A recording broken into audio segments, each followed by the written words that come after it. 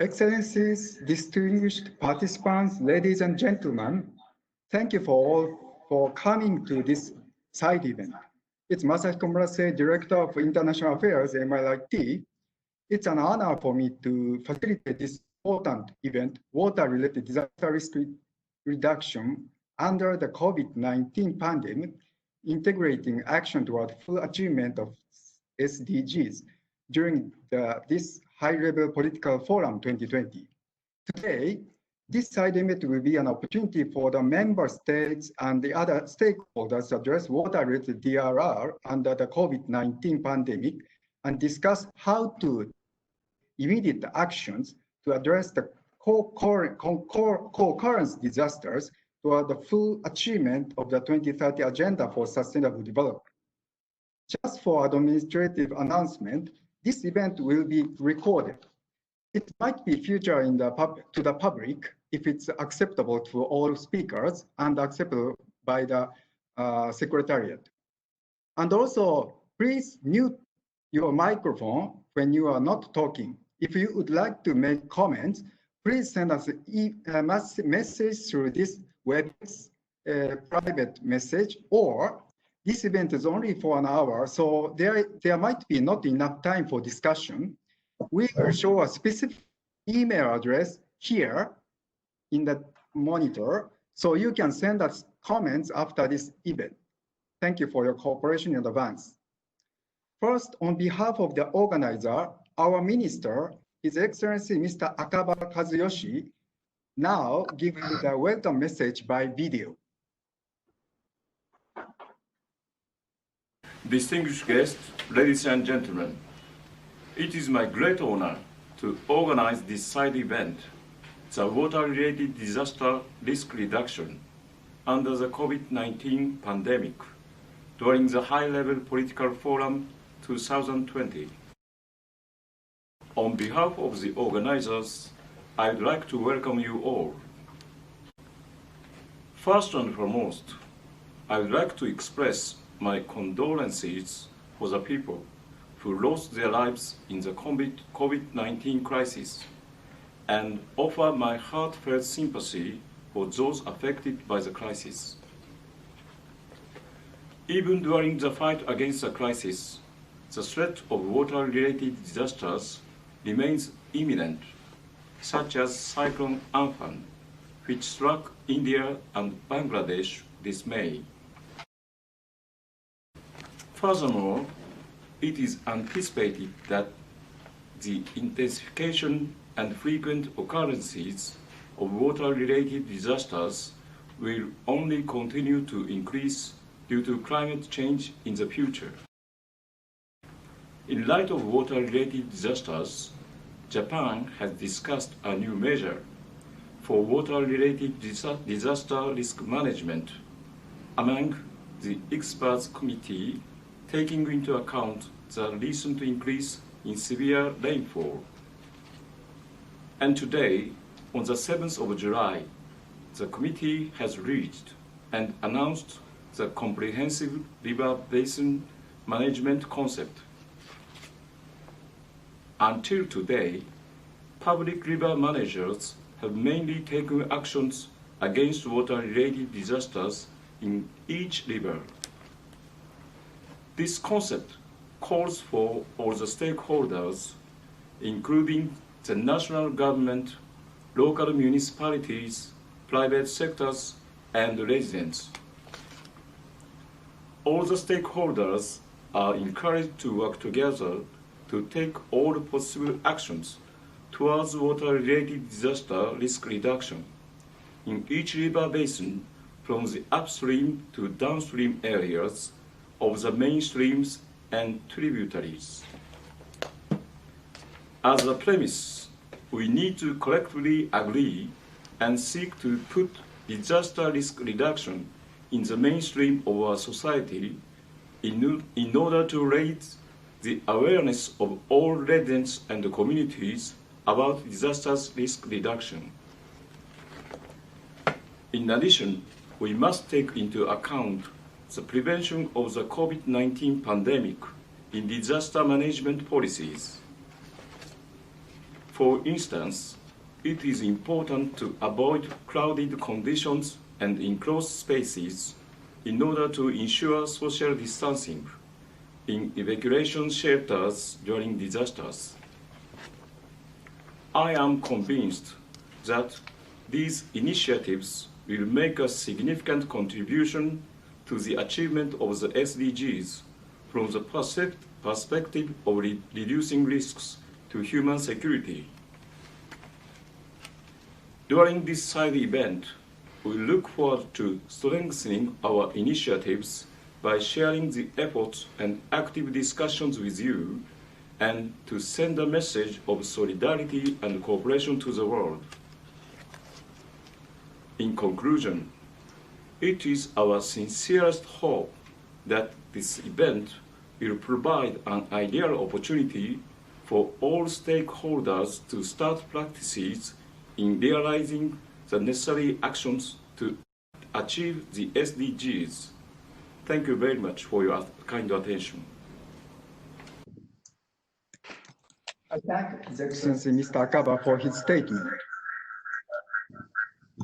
I now give the floor to His Excellency Dr. Seung-soo, Chair of High-Level Experts and Leaders Panel on Water and Disasters, former Prime Minister of the Republic of Korea, with keynote remarks. Detail. Excellencies, ladies and gentlemen, I am very pleased to take part in this side event of the high-level political forum today.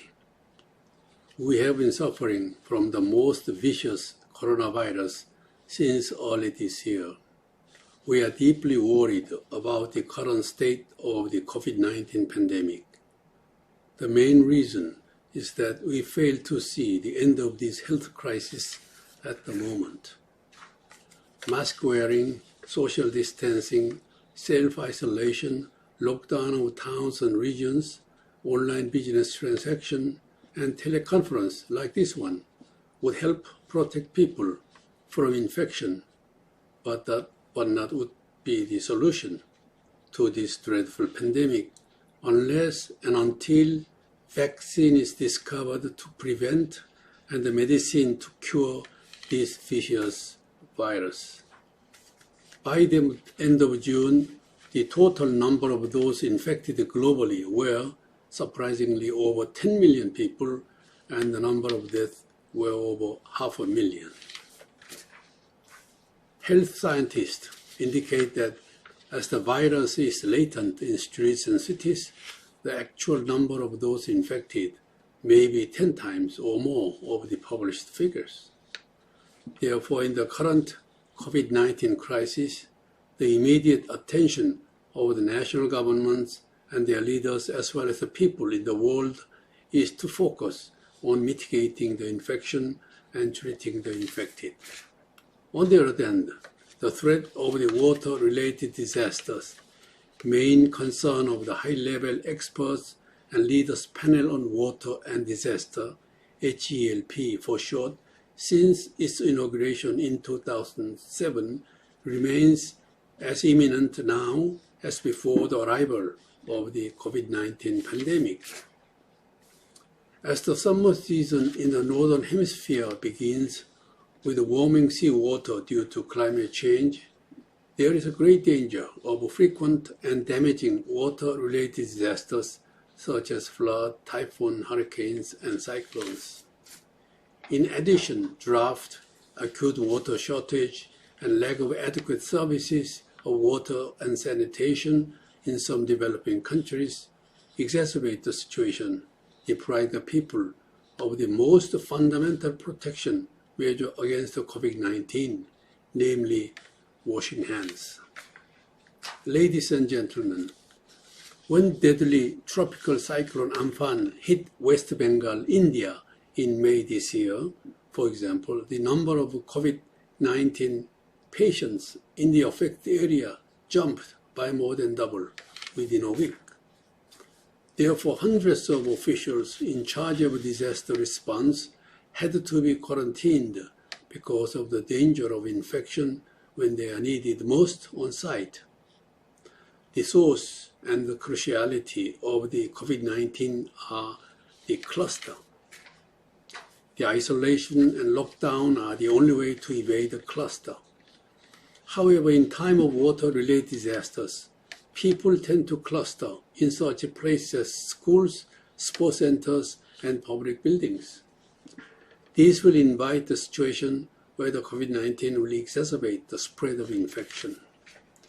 Therefore, how to reconcile these mutually exclusive situations is the critical issue facing those working in the field of water-related disaster risk reduction, DRR.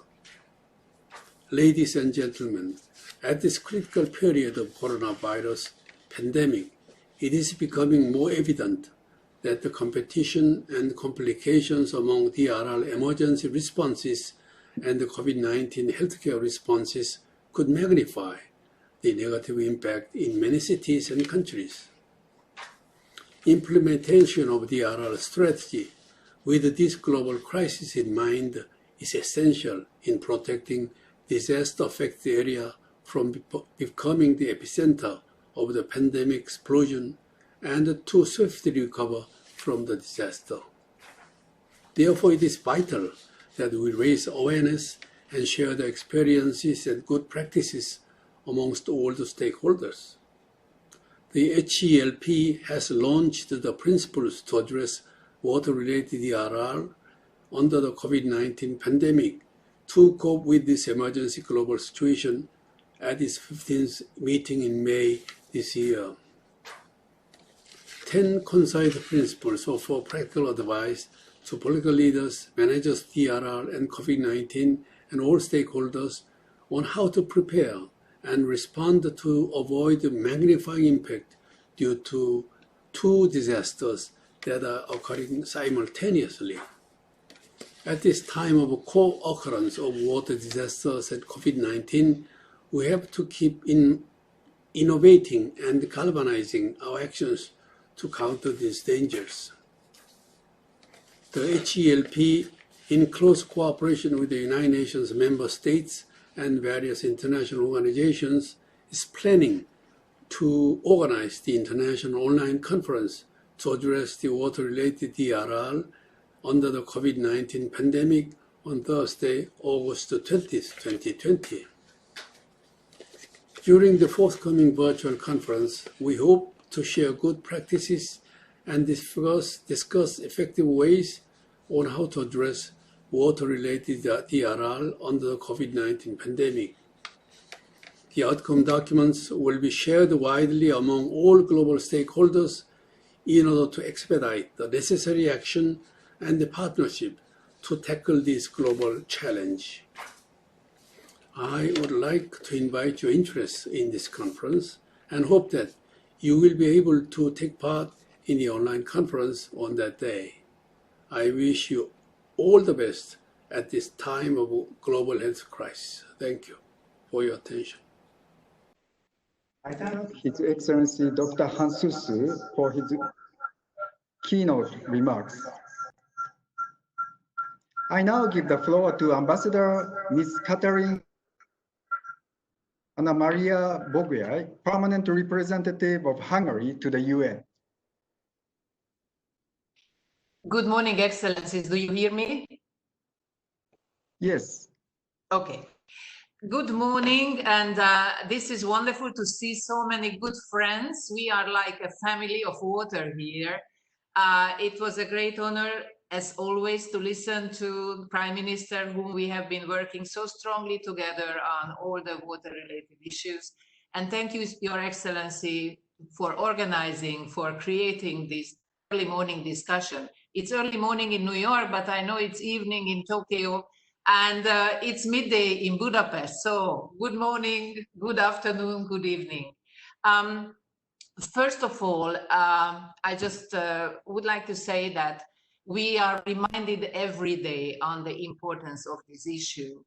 Sadly, our side event of the high-level political forum got an unfortunate actuality when the flooding and landslide in Kumamoto Japan claimed over 40 lives. So, Your Excellency, I really would like to convey my sympathy to you, your government, and your people. And we are really reminded every moment how it is important, how important it is for us to join forces. This catastrophe raises really our attention how much harm water-related disasters can cause all over the world. Providing adequate water and sanitation to those in need, reducing the risk of water-related disasters, is one of Hungary's key development priorities, as you know, too, while seeking to provide assistance where the need arises. Hungary's International Development Cooperation Strategy for 2020-2025 aims to further promote Hungary's role in the international community and prizes the need to encourage economic partnerships as a means to achieving peace and development. Its focus resides on promoting inter alia access to water and sanitation, healthcare, education, information technology goods and services, as well as sustainable agricultural production. In line with the UN Decade of Action, Hungary has launched several substantial development projects focusing on the provision of clean water and sanitation. Hungarian disaster risk reduction projects strive towards the implementation of innovative solutions, such as the so-called water retainer irrigation system installed in Morocco, for example. The Hungarian innovation is able to control the frequency and the quantity of irrigation, and it keeps the soil moist. Clean water and adequate sanitation is vital to combating the spread of viruses and infection, especially these very trying times as the COVID-19. Moreover, in 2019, according to the preliminary statistics, Hungary financed 30 development projects with a focus on SDG 6 in the Western Balkans, Africa, Asia, in particular Southeast Asia, and in the Middle East, amounting roughly about $14 million. Your Excellencies, dear friends, as a rapid reaction to COVID-19 pandemic in the past months, Hungary allocated either through the restructuring of existing programs or the fresh allocations of funds, approximately $18 million to afford aimed the mitigation effects of the COVID-19 pandemic. Through its dedicated development and humanitarian aid, my country seeks not only to provide the means to stave off the threat of COVID-19 to the development world, but to contribute to the long-term economic development of these countries in the developing world. It is inevitable, we believe, that the global pandemic calls for international cooperation that connects ideas, human capabilities, and resources with challenges, while keeping in mind the importance of success of measures taken at the national level as well. Are convinced, as we are, I think everybody, the actions taken by states individually have proved to be very successful in mitigating the effects. Your Excellencies, you will hear more from my Hungarian colleagues about the Hungarian situation, about the Middle European story. So I finish here. I say again, thank you very much for Japan, Your Excellency, for your words. And commitment, and Hungary is committed for the long term, related all the issues to water and sanitation. Thank you very much. I thank Her Excellency Ms. Katalin Bogyay for her warm words. Also for warm words to my country. Now we are in the suffer for the disaster risk. I now give the floor to Mr. Rustam Nazarzoda, Chairman of the Committee for Emergency Situation, the Republic of Tajikistan. Through video.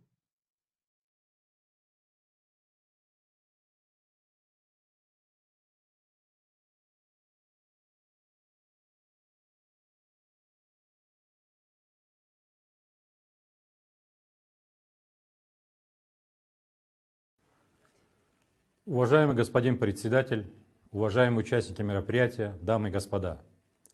Прежде всего, хотел бы выразить признательность организаторам мероприятия за приглашение и возможность выступить в его работе. В Республике Таджикистан 93% территории, которые составляют горы, являются одной из уязвимых стран в процессе изменения климата и стихийных бедствий, связанных с водой. Большинство происходящих бедствий связано с активизацией гидрометеорологических процессов, таких как сели, лавины и наводнения. За последние 30 лет в результате изменения климата и интенсивного таяния ледников исчезли более чем 1000 небольших ледников в нашей стране. Это явление, приводящее к стихийным бедствиям, ежегодно становится причиной значительного ущерба объектам экономики и населению страны, исчисляемого сотнями миллионов долларов. К сожалению, имеют место и человеческие жертвы. Таджикистан, учитывая особенности нарастающей водной проблематики, а также важность водных ресурсов для достижения устойчивого развития, активно и последовательно продвигает водный вопрос на международном и региональном уровнях. За период с 2000 года по инициативе президента Республики Таджикистан, уважаемого Эмомали Рахмона, Генеральная ассамблея Организации Объединенных Наций приняла ряд резолюций, направленных на решение водных вопросов международной повестки дня, в том числе по 4-й инициативе Таджикистана «Международное десятилетие действий для устойчивого развития на 2018-2028 годы», которая признана стать мощным импульсом для быстрого начала реализации предложенных целей устойчивого развития, в том числе снижения риска бедствий, связанных с водой. Уважаемые участники, сегодня мировое сообщество находится в поиске новых путей для достижения устойчивого развития, которые зависят от природно-климатических, социально-экономических и медико-биологических условий наших стран.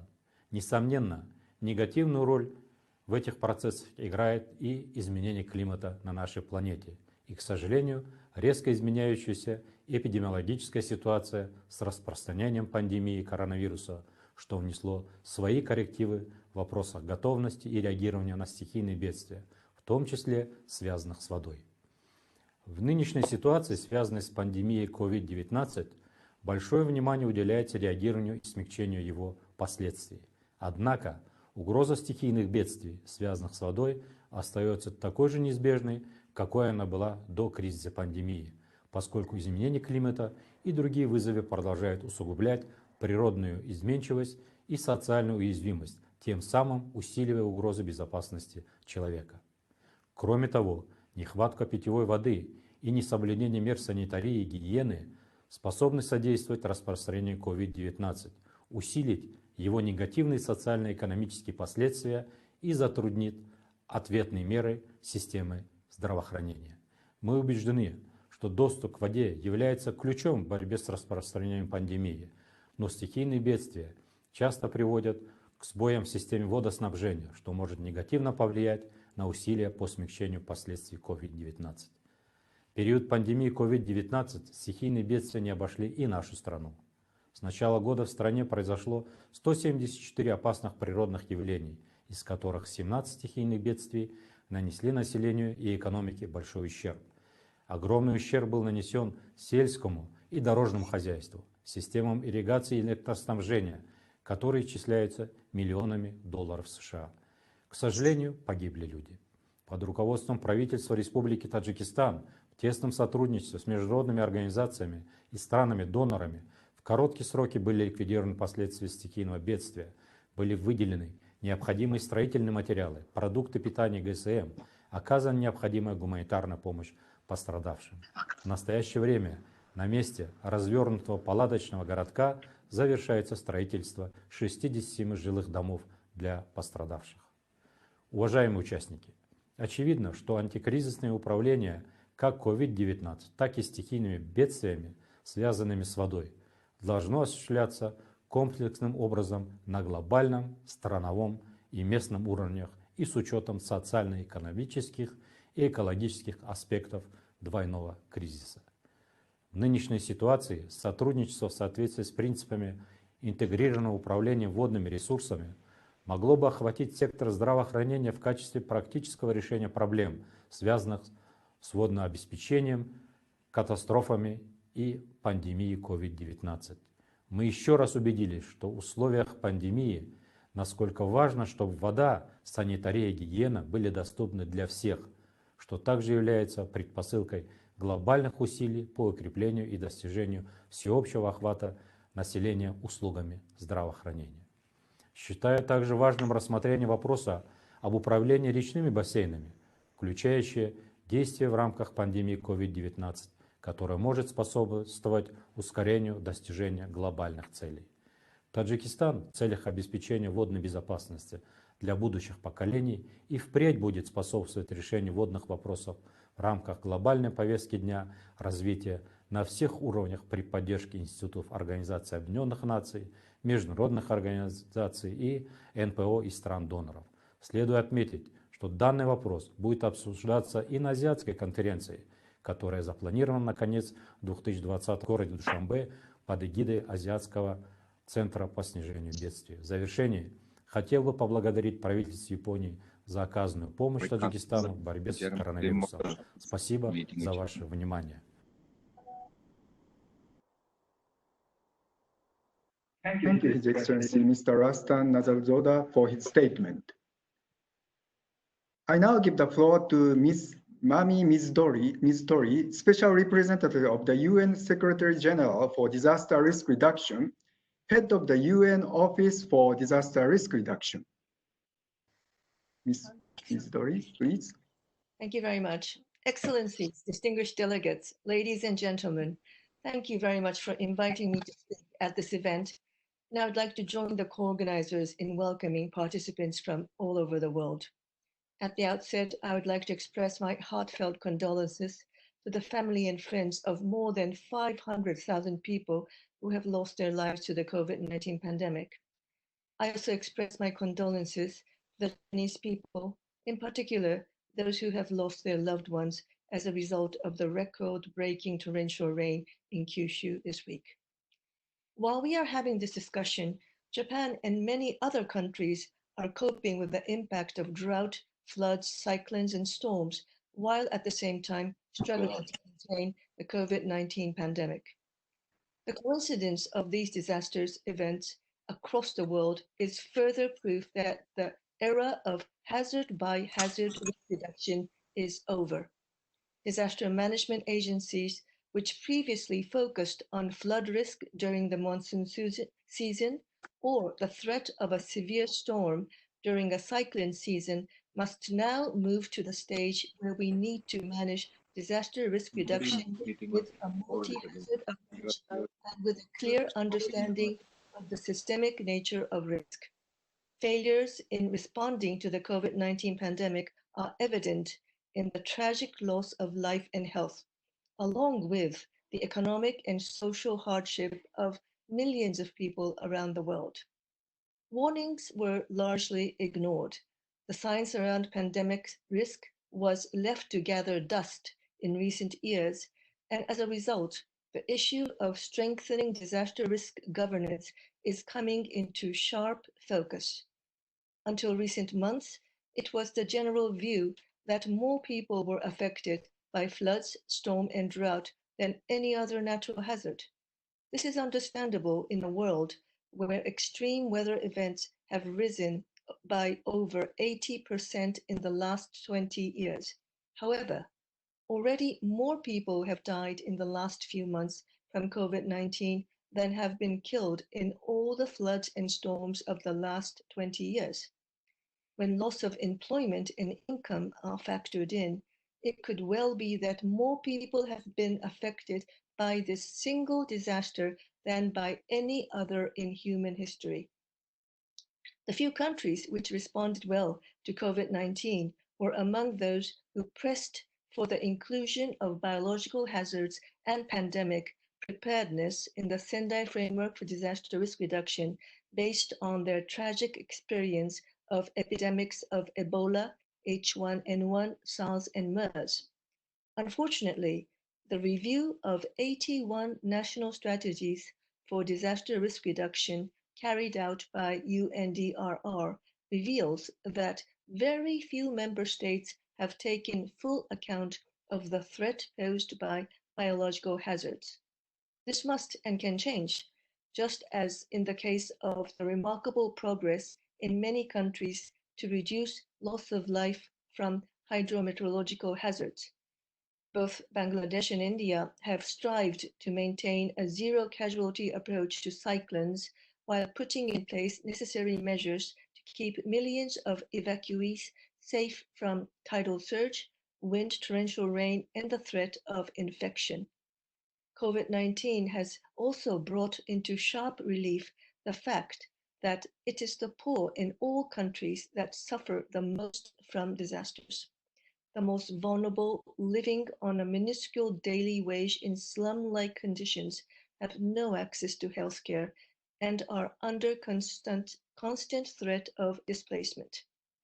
National and local strategies for disaster risk reduction, which should be in place by the end of this year in accordance with a key target of the Sendai framework, must recognize poverty as a key driver of disaster risk and concentrate on reducing disaster risk for the most vulnerable groups in society. This is critical if we are to succeed in eradicating poverty and achieving any of the 17 SDGs. COVID-19 has also made clear the need to break down silos between disaster risk management authorities and public health management authorities on how governments respond to disaster events. This includes not only strengthening national health systems, but integrating disaster risk management into healthcare, especially at the local level. Currently, UNDRR is developing guidance on how to integrate pandemic preparedness into national strategies for disaster risk reduction. This will help us to better address the question of how countries can meet the challenge of climate and water-related disasters while also putting into place measures to prevent, respond to, and recover from COVID-19.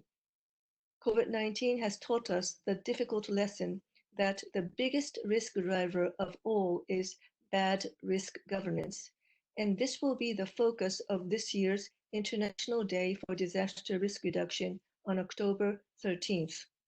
I encourage all UN member states, UN agencies, and partner organizations to make full use of this year's International Day to reflect on the issue of governance, to showcase what works well and debate openly the challenges revealed by this pandemic.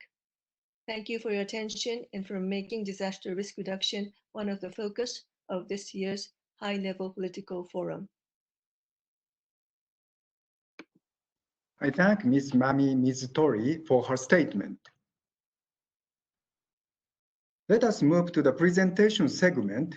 I now give the floor to the Ms. Riitta Oksanen, Deputy Director General, Department for Development Policy, Ministry of Foreign Affairs, Finland. Ms. Riitta, please. Thank you very much. Excellencies, distinguished participants, I'm joining you from Helsinki, Finland. The COVID-19 pandemic is an unprecedented wake-up call for all inhabitants. In my opening line, I'm quoting the UN Secretary General, and indeed, the pandemic has demonstrated the critical importance of access to sanitation, hygiene, and adequate clean water for health, recognizing these as human rights, as basic necessities. And at the same time, 3 billion people globally do not have even basic hand washing facilities at home. Health facilities, schools lack water and sanitation systems. The COVID-19 crisis is aggravated by poor water and sanitation systems, and in turn, the crisis imposes extraordinary pressures on already stretched systems. So a clear vicious circle. How do we respond? A global framework of action for SDG 6 exists. The 2030 Agenda, the Paris Agreement on Climate Change, the Ostrava Declaration. We appreciate highly the launch of the SDG Accelerator framework. Furthermore, to prevent new and substantially reduce existing disaster risks, the Sendai framework is the foundation. A few words on the European Union action. Our policies reinforce the global framework. I'm referring particularly to the EU guidelines on safe drinking water and sanitation that focus on the EU foreign policy instruments and the Council conclusions on water diplomacy. The integrated approach to water resources management and transboundary cooperation are well recognized foundations to success. COVID-19 further underlines these interlinkages, seeking interlinkages and reaching beyond borders. To us, these are key elements in prevention and recovery. River basin organizations, other mechanisms and tools promoted by Water Convention and disaster risk reduction play an increasingly important role. The institutional basis lies there. Especially the Protocol on Water and Health to the Water Convention provides a framework to translate into practice the equitable access to water and sanitation and to implementing SDG 6.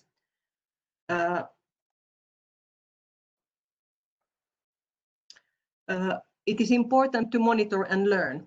The 21 high-level meeting on water and the 23 UN Water Conference will provide excellent opportunities to stock-taking on progress and identifying actions that will still be needed. Water-related disasters have extensive impacts, which are growing in scope and severity. Climate change exacerbates them everywhere, having very concrete and real sad consequences on people's lives. And let me add our condolences to the previous speakers referring to the very recent cases. Compared to relief and response, relatively less attention has been paid to prevention and mitigation. They are sensible investments that pay off. They reduce loss of life, avoid damage, and promote long-term economic growth and stability. They also contribute to global health security. Finland emphasizes the need to provide water and sanitation services also in disaster and conflict environments through our development cooperation in the water sector in accordance with our international water strategy. We promote long-term planning of water supply and systematically promote and highlight non-discrimination in these contexts. Our own experience in Finland shows that integrated water resources management and transboundary water cooperation are keys to good governance towards sustainable management and water secure world. Through our holistic cross-sectoral international water strategy, we support equal participation and enhanced cooperation with all stakeholders in planning and use of water resources. I do not want to conclude without referring to the importance of gender-responsive measures and role of women in decision-making through the risk management cycle. SDG 6 contributes strongly to gender equality. In many countries, women are the predominant caretakers of domestic water. Time used for collecting water and especially lack of decent sanitation, including menstrual hygiene management in schools, will hinder girls and women to get education. Provision of water, sanitation and hygiene in healthcare and childbirth settings is critical to maternal and neonatal health and survival. We must work together to fully realize the rights to water and sanitation, not only as a response to the current pandemic, but also to build future resilience. Excellencies, ladies and gentlemen, I hope that we can draw on many lessons from this important event. Thank you very much. I thank Ms. Riitta Oksanen for her presentation. I hope this event also find a balance for speakers. I now give the floor to Professor Hiroki Kenzo, National Graduate Institute for Policy Studies, Japan. Thank you, Chair, and good morning and good afternoon and good evening from Japan, where heavy rain still goes on. Let me use my slide here.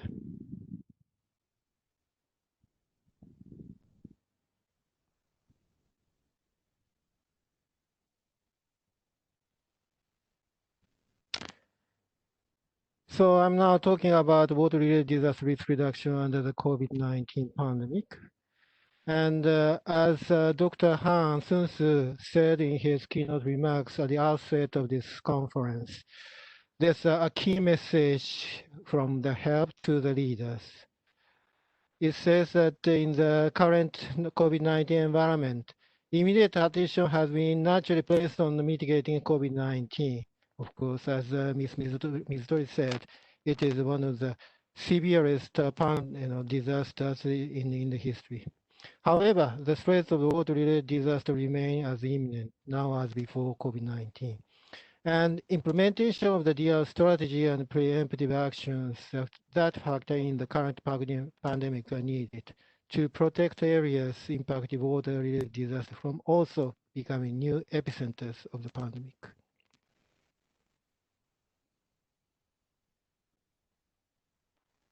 So as you can see here, this is the disaster which happened within the last 1 month. This is just 1 month.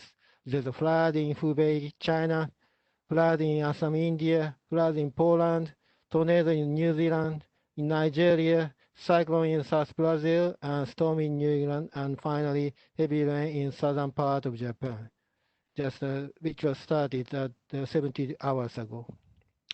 And Dr. Han mentioned Cyclone Amphan that happened in May this year. And this is the map of with the course of the cyclones here. The cyclone landed on the coast of West Bengal, India on May 20th and went through just nearby Calcutta city. And this is the number of the infected people by COVID-19 in the West Bengal. And this is the landing day, 20th of May. As you can see here, the number of the infected people jumped from 150 to over 250 within a week. Although this is not all of the the situation is attributable to the cyclone. We have something to worry about. This is the twin catastrophe which may happen in any parts of the world. So the question is, what action should we take to avoid the twin catastrophe? Here's the answer of the help. This is a principle to address water-related disasters under the COVID-19 pandemic. These principles, action-oriented guidelines created with participation of over 20 international and domestic organizations to support leaders, their officials and stakeholders and citizens to better prepare and cope with water-related disaster under COVID-19. And these principles are in the format of practical and on-target build plans, which are ready for immediate use. Let's a little bit closer look at these principles. There are 10 items. Number 1, enhance leaders' awareness on disaster risk reduction in the pandemic. Some of the bullet points says that be aware that water-related disasters are imminent in countries and cities while they are under COVID-19 pandemic. So step-by-step decision-making actions will help ensure integrated disaster and pandemic risk management strategy and actions. So principle 2, it focuses on the integrated actions, such as providing hazard maps and DRR advice to hospitals and health facilities before disaster strike. and review and improve existing early warning and evacuation systems so that they meet requirement for both safe evacuation and prevention of infection by COVID-19. Principle 3 focuses on provision of clean water, sanitation, and hygiene sustainably before, during, and after disasters, such as be aware that natural hazards often lead to disruption in water availability, which could affect COVID-19 mitigation efforts. Also consider using non-contaminated alternative sources, including water harvesting, reuse of wastewater to prevent collateral hazards of disaster and the pandemic. Principle 4 touches upon the protection of the disaster management stakeholders from threat of the COVID-19, like educating and building strategically the capacity of DRR stakeholders about COVID-19, and balance the need for swift disaster prevention and recovery, and for avoiding disaster transmission at the same time. So this is, for example, the case the case of the U.S. Army Corps engineers to make use of these principles. They are to continue to deliver the mission under COVID-19 in consistence with Health Principle 2 and 4. This is a picture of the simulation. This is a model of the airplane where they identify the least infecting areas for the disaster risk reduction officials which are carrying the COVID-19 patient. Principle 5 focuses on protection of the scarce medical resources from the disaster impact, like prioritizing protection of medical staff, facilities, and equipment from disaster impact by early dispatching of the disaster management personnel to hospitals to ensure communication of the appropriate DRR advice, and creating evacuation plans for patients and medical staff, taking infection zones into consideration, prioritizing provision of water, sanitation, hygiene to hospitals. Principle 6 touches upon the protection of the disaster evacuees from threat of the COVID-19, like immediately create or revise education plans that include adapted shelters to assure social distancing, hygiene facilitation, and good sheltering procedures. Identify and plan early evacuation care for the most vulnerable, and prevent any COVID-19 related discrimination to and among evacuees. So this is just an example of the protection of the evacuees from the threat of COVID-19, like disaster evacuation with social distancing under COVID-19. Also, securing space by carton box bed and cardboard partitions. Principle 7, protect COVID-19 patients from threat of disasters. We draw the case from the example and lessons of the Wuhan. And doctors and medical teams of the Wuhan says after their emergency activities understand and take concerted actions based on medical control principle of eliminating the source of infections, cutting off the transmission route, and protecting the vulnerable groups. Principle 8 develop specialized evacuation guidance for cities and areas under COVID-19 lockdown. That includes giving especially early warning to the lockdown areas and disaster response plans based on a timeline format that includes lifting specific restrictions in specific areas that need to be considered because they also have to evacuate from the threat of the disasters.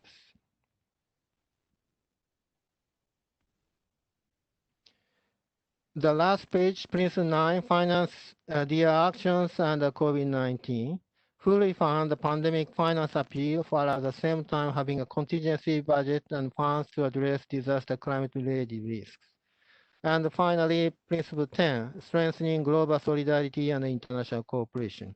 Share accurate and timely information on disaster and its impact with the international community to facilitate international DRR and humanitarian assistance countries should please consider and plan facilitation arrangements such as visa issuance and quarantine clearance. Dispatched teams, on the other hand, should be equipped with protection kits and extend international support to low and middle-income countries. Start recovery planning now to build our world back better. So the principle 10 touches on sharing accurate information and lessons on disasters and their impact. Let me touch on my own country, Japan. This is a case of the heavy rain disaster which happened in Kumamoto, Japan just 3 days ago. Heavy rain disaster in Kumamoto was 340 millimeters to 450 millimeters of rainfall in 12 hours. And as you can see here in this map, up to 9 meters deep inundation in Hitoyoshi City happened. And currently 62 dead or missing as of today, but the number is unfortunately increasing. One of the examples of the lessons of disaster response under COVID-19 in the Hitoyoshi City, Kumamoto. They did a lot of things like allotment of the vacation space, taking social distance into consideration, or setting up evacuation cubicles for families to safely evacuate and stay there. Health check before entry into shelter. Ex-ante DRR drills by hospital worked quite well. And they called for not only for the blankets and pillows, but also donation of masks, goggles, towels, disposable gloves, and so forth. And free provision of food by a delivery company was started, which was active in a COVID-19 situation. So sharing lessons and good practices are quite important to fight against these unprecedented twin catastrophes. Now, the help together with the other partners are organizing international online conference to address water-related disaster risk reduction under COVID-19. As Dr. Han already mentioned at the outset of the keynote remarks, on Thursday, 20th August. This will be in the morning in Europe and in the afternoon in Tokyo. This will be opened by Dr. Han Seung-soo and also by President of ADB. And there are keynote speeches by Mr. Angel Gurria, Secretary General of OECD, and Mr. Daniel Tak, former President of the Republic of Slovenia. And there are high-level panel participated by ministers and the heads of the international organizations. So you are all invited to this important event, and your active participation is very welcome. Thank you very much. I thank Professor Hiroki for his presentation. I now give the floor to Mr. Pete Kovacs, Head of River Basin Management and Water Protection Unit, Ministry of Interior, and Ms. Kinga Perge, Senior Advisor and Lead Coordinator of the EU strategy for the Danube region, both from Hungary. Please. Yes, thank you, Mr. Chairman. I like to share my screen. Can you see it well? If it's okay, I will start my presentation. So,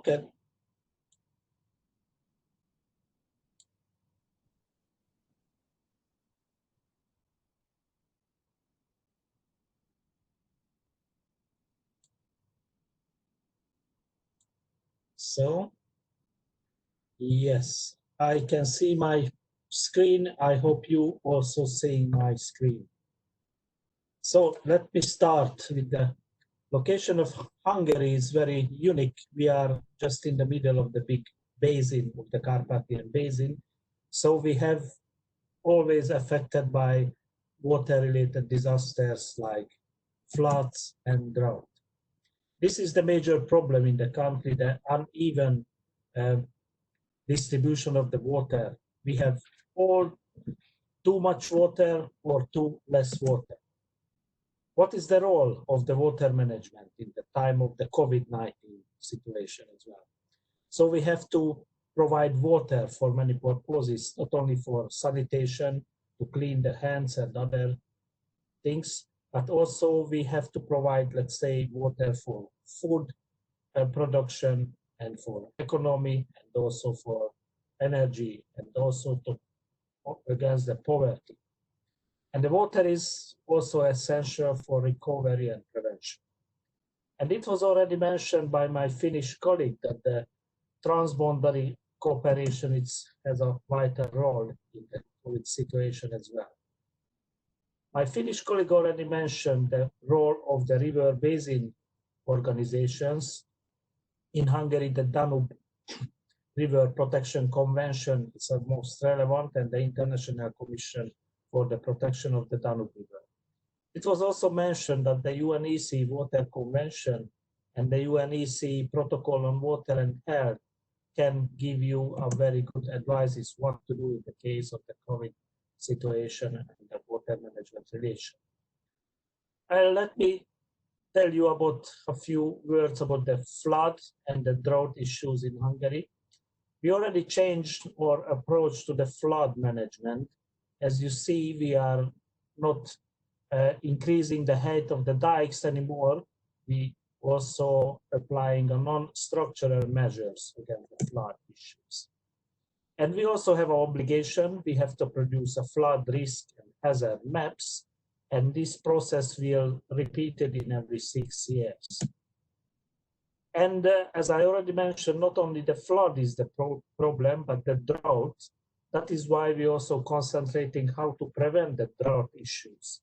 We also developed a unique system in Hungary, especially for the lowland area, and we are providing, let's say, free information for farmers also what to do in the case of the drought.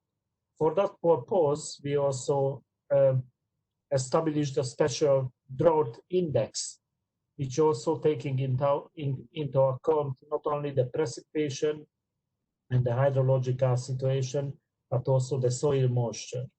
I think those tools are very effective against the flood and also against the drought. So hope in the future it will give a very good result for the water management in Hungary. Thank you very much, and I give the floor to my colleague, Kinga. Thank you very much, Mr. Kovács. I will start my screen sharing and continue with my presentation.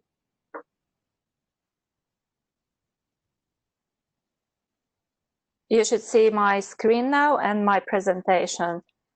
Your Excellencies, distinguished participants, I'm Kinga Perge, Senior Advisor of the Ministry of Foreign Affairs and Trade of Hungary, supporting the coordination of the environmental risks priority area of the EU strategy for the Danube region. The action plan of the strategy gives a framework to how to achieve the objectives of the different priority areas. And this action plan has recently been updated. And in the case of the priority area 5 environmental risks, we have put more focus and more emphasis on the disaster management aspects of managing environmental risks. The main focus is on strengthening disaster prevention and preparedness in governmental and non-governmental organizations. The activities include joint preparedness activities, harmonized training and capacity building, but also, of course, disaster risk reduction and increasing resiliency, but also to identify innovative and technological solutions to support better response to disasters.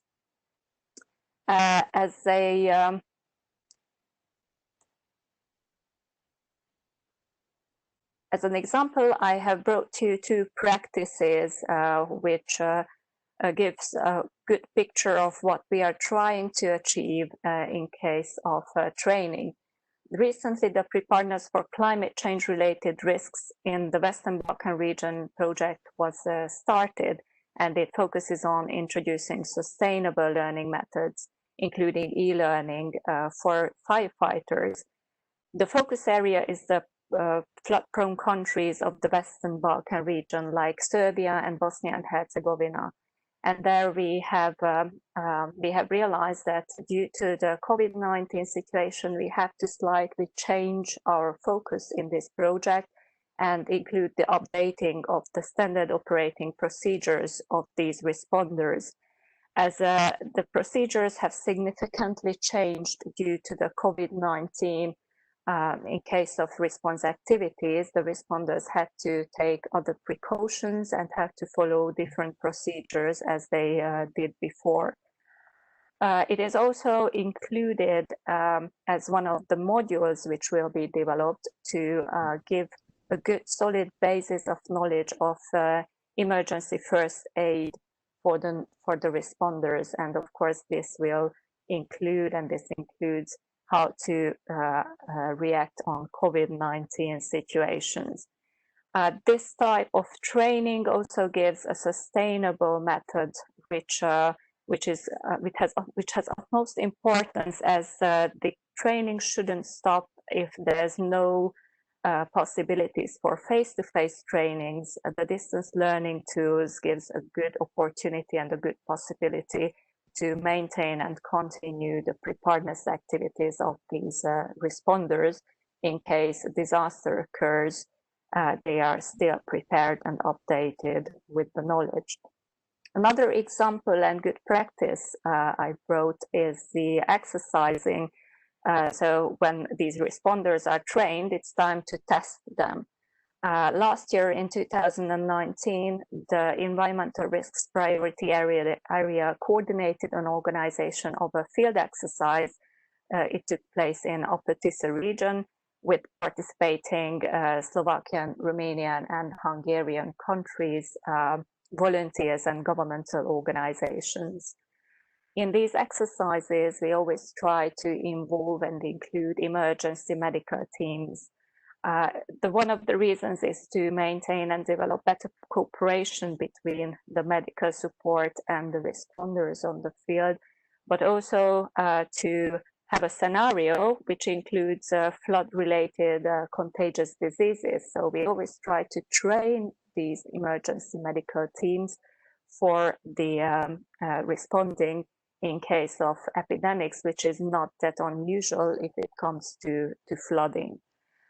We sometimes also try to involve water purification units, which also supports the better sanitation and hygiene during disasters. And in order to maintain this cooperation, further develop and achieve the objectives which have been set by the action plan of the EU strategy for the Danube region, a disaster management working group has been established by Environmental Risks Priority Area, which is the regional network of disaster management actors from the Danube countries. The basis of its work is the EU Civil Protection Mechanism, which gives an EU-level initiative and guidance, but of course also the Sendai frameworks with its respective goals. So thank you very much for your attention, and if you have any questions, I'm open to receive them. Thank you. I thank Mr. Speaker Kovács and Ms. Kinga Perge for their presentation. I now, sorry for passing time, we have two more speakers. I now give the floor to Mr. HAYAKAWA Jun, Senior Officer for Wide Area Water Management, MLIT, Japan. Thank you very much, Excellencies and distinguished participants. My name is Jun Hayakawa, and I'm working in MLIT branch office, responsible for metropolitan water resources management now.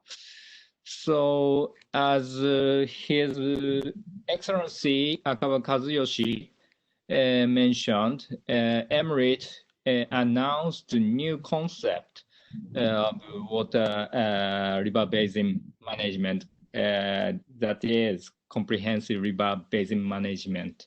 So I'd like to introduce the detail of that. So please, so I will use presentation area.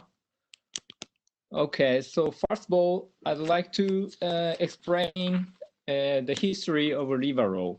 So about 124 years ago, the river road is established. The purpose is just only flood management. But after that, 56 years ago, water use is added into the purpose of the road. And one river, one plan, one management system is a new concept.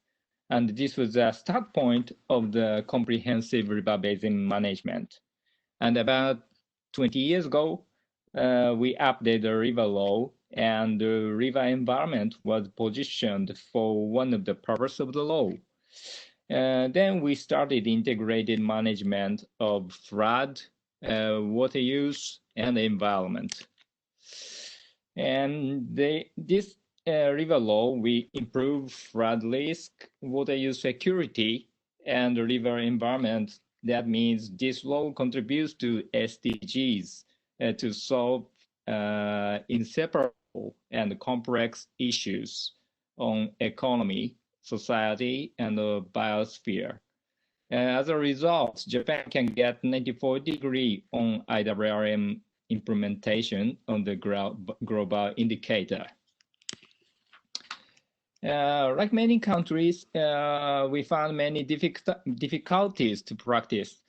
So now we are trying to reinforce the comprehensive river basin management with multi-stakeholder partnerships, like with local governments, municipalities, sewage managers, water users, farmers, private enterprises, transportation managers, residents, and so on. This management will improve not only river, but also water storage or retention capacity of the catchment area, and sewage system, land use control, evacuation system in the floodplain. Since there are various countermeasures, there multi-stakeholder partnership are necessary.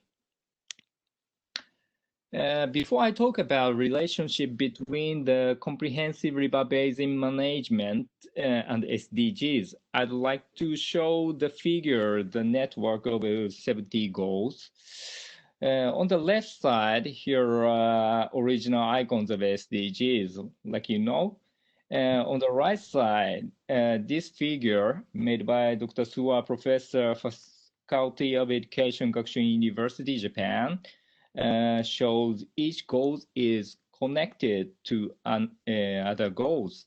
That means all goals are interrelated. So based on this figure, when we see the goals from SDG 6, that includes the comprehensive river basin management, IWRM.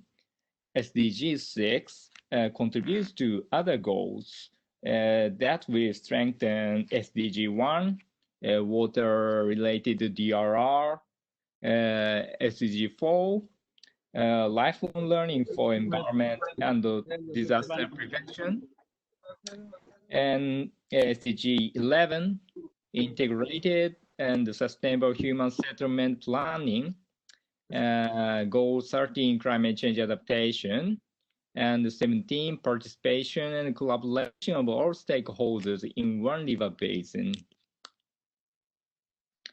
And now we also promoting green infrastructure through the river basin approach. Long time we try to control flood just in river, but climate change significantly increased rainfall, and we now change our mind. We have just started to manage flood in river basin. The green infrastructure will create wetlands and ecological network with multi-stakeholder partnerships and will reinforce the contribution of SDG 15 biodiversity, SDG 13 climate change mitigation, not only adaptation, and Goal 8 ecotourism business. To conclude, all SDGs are interrelated, and the river basin approach will contribute to other goals directly and indirectly. Third, the green infrastructure through river basin approach will strengthen the contribute to SDGs. I think these are applicable to any countries. Thank you for your attention. Thank you, Hayakawa-san. I now hear the last speaker. Give the floor to Dr. Gretchen Kalonji, Dean, Institute for Disaster Management and Reconstruction, Sichuan University. Kalonji-san, please.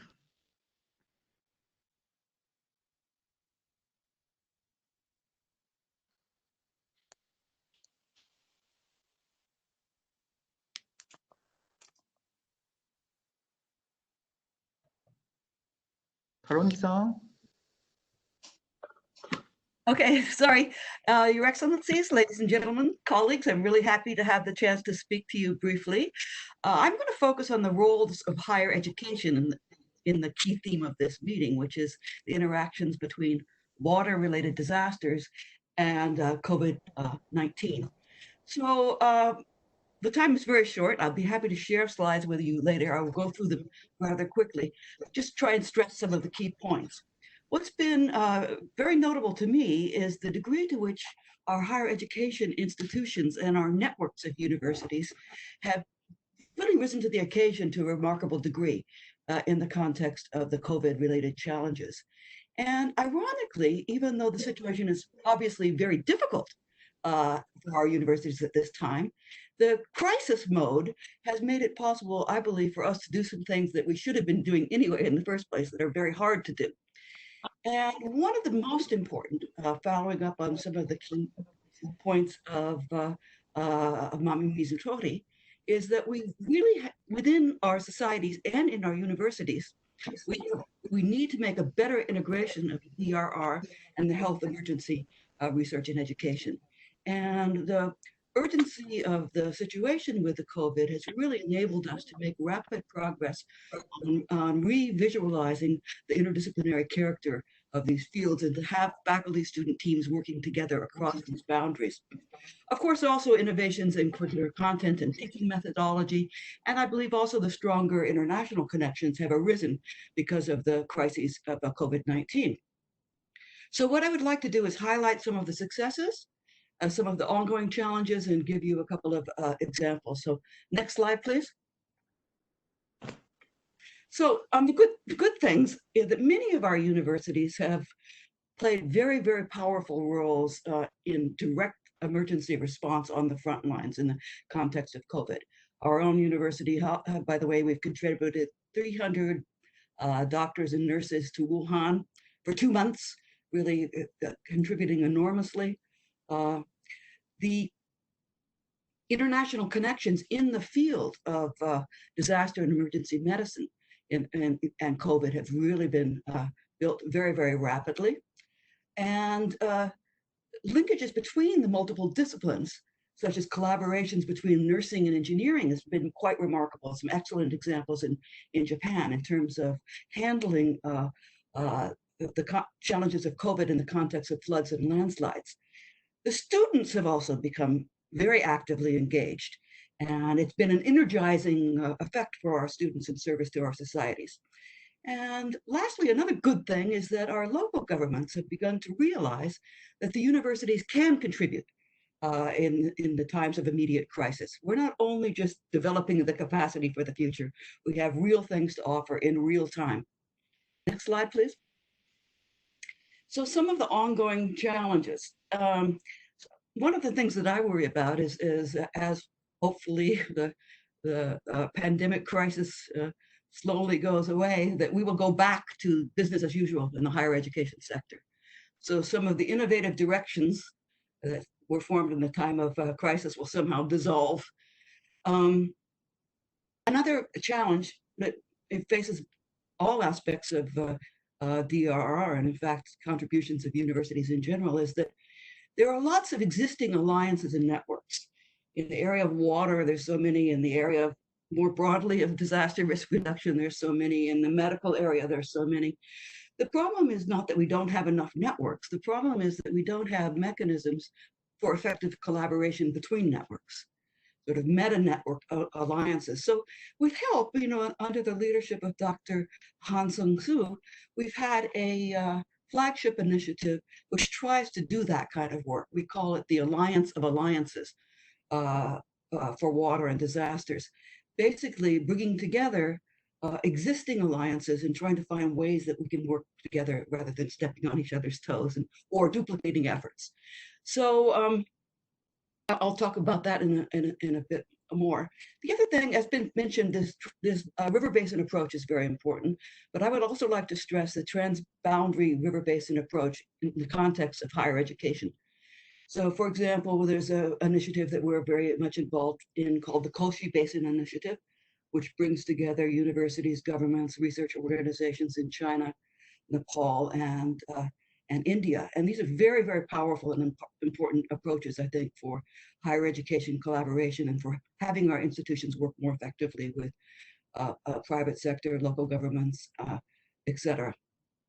So lastly, I feel very passionately that our communities need to do a better job tapping into the energy and creativity of our youth and youth networks. So we've been working very closely with one called You Inspire Alliance, which brings together young researchers and practitioners in many countries. So I have a couple of slides. Next slide. So about this Alliance of Alliances, I just want to give you the basic idea, and would be happy to take any questions, communicate by email later. All of these boxes in the left-hand column are existing alliances, right? Such as the You Inspire, alliances of universities, alliances of local governments, global level coordinating bodies, including UN agencies. And so our Alliance of Alliances Executive Steering Committee brought together these groups to think about how we can more effectively leverage each other's efforts, and came up with, in the middle sets of boxes, our priorities for action, and then the policy targets you'll see on the right. So right on the top, the youth leadership is one of our strategic priorities. And as I said, we're working with You Inspire. So next slide for what is You Inspire? So You Inspire is an alliance of national chapters of youth and young professionals working on disaster risk reduction research. It was initially catalyzed with support from the UNESCO Jakarta office among a group of visionary young Indonesian scientists, but then has rapidly taken off to multiple chapters in many countries around Asia. And there's about 700 plus young researchers working in these networks. And one of the things that's been remarkable to me is the degree to which that they've gained traction with governments in terms of an advisory role and a policy-related roles. Also, the degree to which they've really unleashed a lot of energy on concrete projects. They contributed to the draft principles, which Professor Hiroki just outlined in the previous presentation, but they also have a huge amount of work, new activities in response to COVID, and many of which also address the issue of the twin catastrophes that Professor Hiroki mentioned, such as, building guidelines for response to typhoons in the context of COVID. So I believe it's really important for all of us to work more effectively with youth and youth organizations. My last slide. So speaking particularly to the member states here, I really wanted to stress that investment in higher education is just of vital importance to all of our societies. And it's not just for, the longer term capacity development, but for actually addressing very concrete challenges, particularly when they're interdisciplinary. And so we really urge the member states to continue to strengthen the investment in higher education and in higher education networks.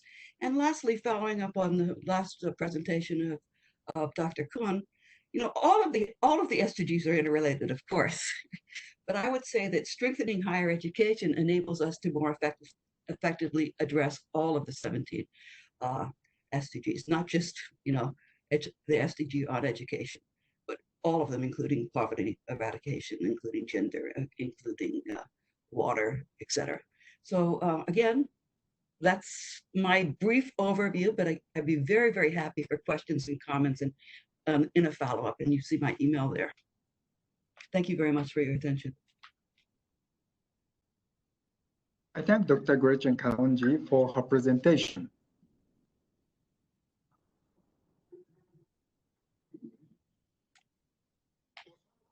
Forward, I now give the floor to Professor Taikan, Senior Vice Director, United Nations University, by video. We would like to show you a video by Professor Oki.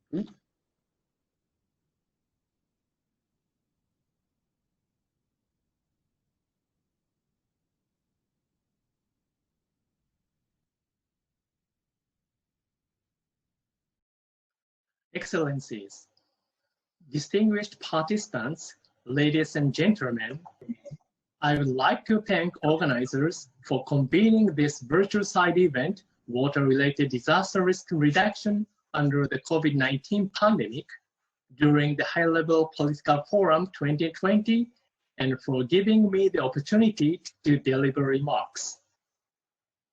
As a global think tank for the UN system, the United Nations University, UNU, focuses on solving the cross-cutting challenges of sustainable development, including disaster risk management related to water and climate change.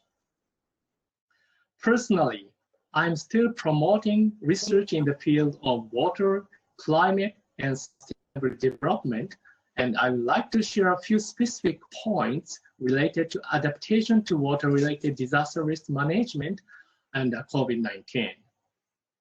Water-related disasters continue to threaten countries and cities under the COVID-19 pandemic. Even here in Japan, a severe storm associated with the Asian summer monsoon since July 4th triggered catastrophic floods in the Kyushu Island, in the Kuma River Basin in particular, where Minamata City is located nearby, and more than 50 people lost their lives, including 14 in a special nursing home for elderly.